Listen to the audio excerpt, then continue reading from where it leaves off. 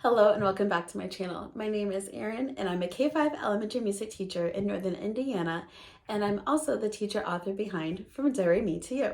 It's been a while since I've been on here. I have been sick with a cold that just won't go away, and it pretty much caused me to lose my voice this past week. And I think as music teachers, one of our biggest challenges is the fact that we are always on. We're leading the class, we're talking, we're singing. We use our voice a lot, and we don't give our students independent work the same way that classroom teachers do. But I think that always being on can be really exhausting mentally and physically. Hello, vocal health issues, right? So one thing that has saved me this past week was Write the Rooms. Now, I learned about Write the Rooms a couple of years ago when I had a group of first graders come to my class so excited about an activity that they had just finished called Write the Room. And I asked, what is that? And they had to go around the room and find sight words and write them down on paper.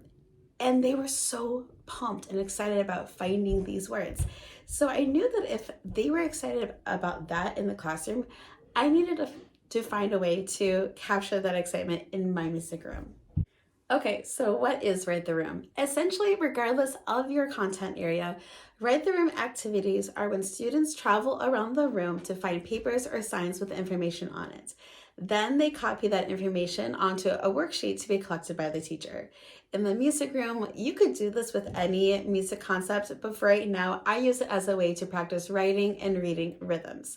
So for what I do is I take rhythm cards like this, just cut out, and I post them in different places around the music room. Then the students, they work either independently or in pairs to search for those cards. It's almost like an Easter egg hunt, except instead of taking the cards, they record the rhythm found on the coordinating spot on the worksheet. So for example, they find the flower rhythm, they're going to find the flower on here and write the rhythm.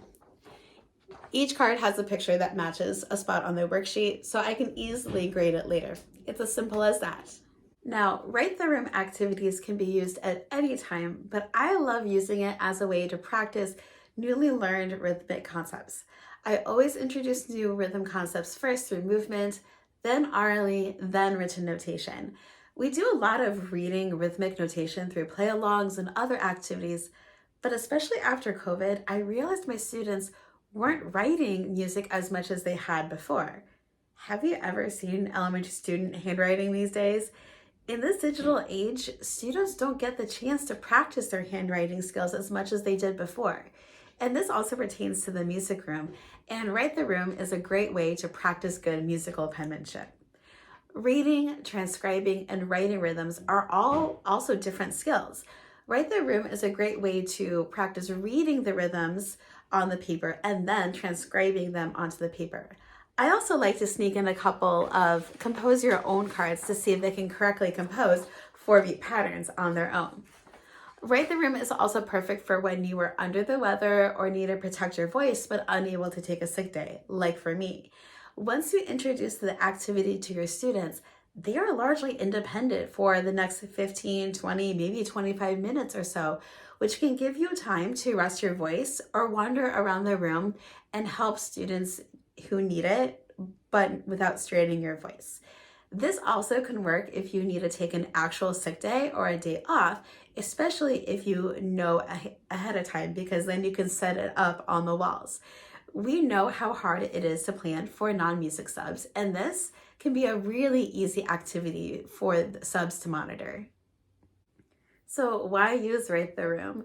I think as a teacher who taught through the pandemic, one of the toughest parts of socially distanced teaching was the lack of movement in the classroom. We know that elementary students learn best through games, exploration, and movement. And Write the Room really encourages that active learning and collaboration. I honestly don't mind if students work together in pairs or small groups because they can read and clap the rhythms together, but they still have to write the rhythms themselves. And that in itself is good practice. I've also found that these activities are really big motivators for my students that really like the hunt. And some of my students who are not always as engaged as others are actually pretty motivated to do this activity. And honestly, if that's what it takes to get them writing and enjoying music class, then so be it. They're still learning music. Setting up Write the Room activities is actually really pretty quick. Once your rhythm cards are printed, you just need to find some space around your classroom to post them. So take note of the flow of your classroom. I try to space cards out as much as I can so students don't get too crowded, but I also have some spaces where I don't want students to walk around, like my xylophone area. To me, that's just an accident waiting to happen. So I will use the walls, the piano bench, cabinet doors, the side of my cajon, the side of my desk, and even the door to my classroom. All students need for an activity is a paper, a pencil, and a writing surface. I print off enough worksheets for my students, and because at school I don't have these nice clipboards, they use my whiteboards as a writing surface. And then when students are done, they found all the rhythms, they turn it into their grade level box. Now, let's say you are using this as a subplan where you may have multiple grade levels that want to do Write the Room, or you're doing it with multiple grade levels because you're trying to save your voice. If you are using different rhythmic concepts, there may be some confusion with the students seeing multiple cards.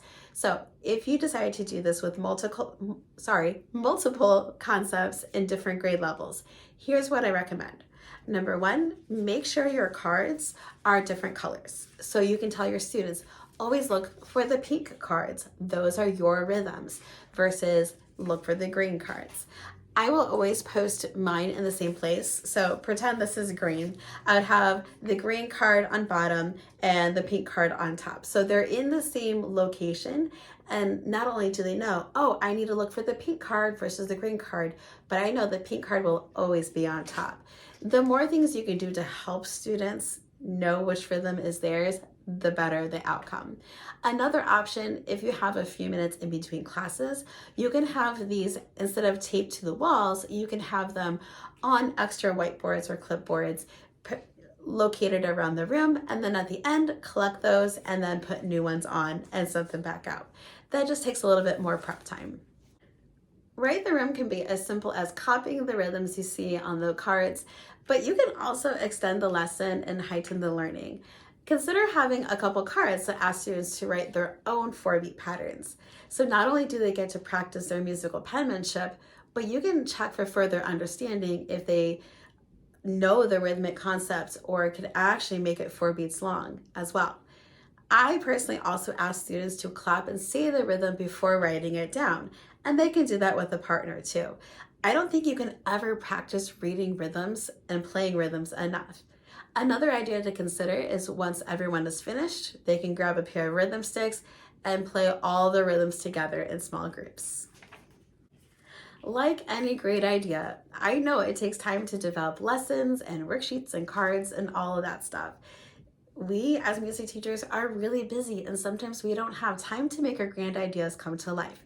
So if you are not wanting to make your own cards, or you just don't have time to make your own cards because you're sick like I've been, I created a whole bunch of seasonal Write the Rooms, meaning you can use them for several months at a time and get a lot of life and longevity out of them. They come in both 10 and 12 rhythm concept or worksheets. The 12 rhythm worksheets have the to write your own rhythms. And the worksheet actually works with all of the different rhythm concepts. So you can just make as many copies for as many students as you have. Each seasonal set comes with 8 of the most common rhythmic concepts that you teach in elementary school. And each rhythm concept has its own background color, just in case you do this with musical or with multiple grade levels as well. So if you are looking for Write the Rooms, I have several that are free on my TPT store, so you can try them out for yourself. I have ones for spring, winter, summer, and fall, and you can buy them individually or seasonal bundles. And I also have an ultimate bundle with all of them included for a good discount. And you can check them out in my TPT store down below. If you use Write the Room in your classroom, I would love to hear how they work for you. I hope you guys have wonderful vocal health this week and happy musicking.